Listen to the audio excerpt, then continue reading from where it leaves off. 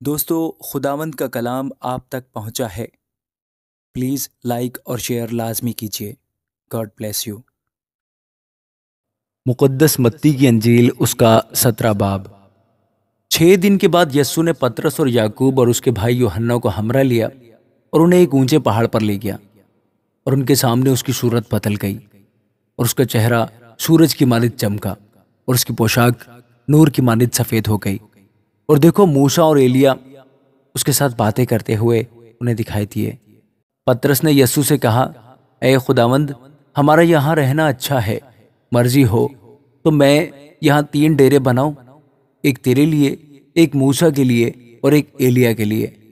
وہ یہ کہہ ہی رہا تھا کہ دیکھو، ایک نورانی بادل نے ان پر سایہ کر لیا، اور اس بادل میں سے آواز آئی کہ یہ میرا پیارا بیٹا ہے جس سے میں خوش ہوں، اس کی سنو۔ شاگرد یہ سن کر منہ کے بل گرے اور بہت ڈر گئے۔ یسوع نے پاس آ کر انہیں چھوا اور کہا، اٹھو، ڈرو مت۔ جب انہوں نے اپنی آنکھیں اٹھائیں تو یسوع کے سوا اور کسی کو نہ دیکھا۔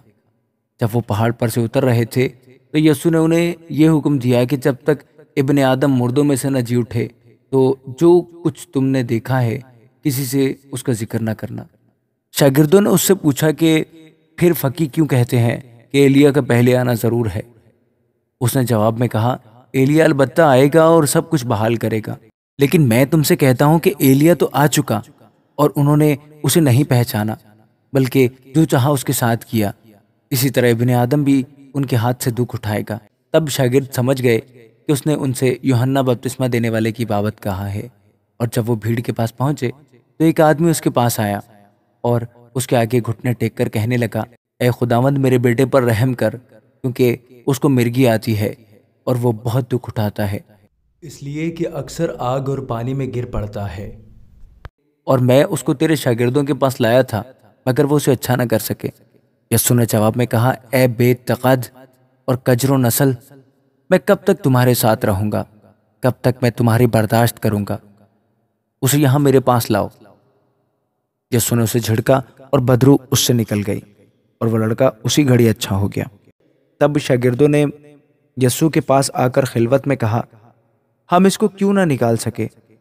اس نے ان سے کہا، اپنے ایمان کی کمی کی سبب سے، کیونکہ میں تم سے سچ کہتا ہوں کہ اگر تم میں رائی کے دانے کے برابر بھی ایمان ہوگا تو اس پہاڑ سے کہہ سکو گے کہ یہاں سے سرک کر وہاں چلا جا، اور وہ چلا جائے گا، اور کوئی بات تمہارے لیے ناممکن نہ ہوگی۔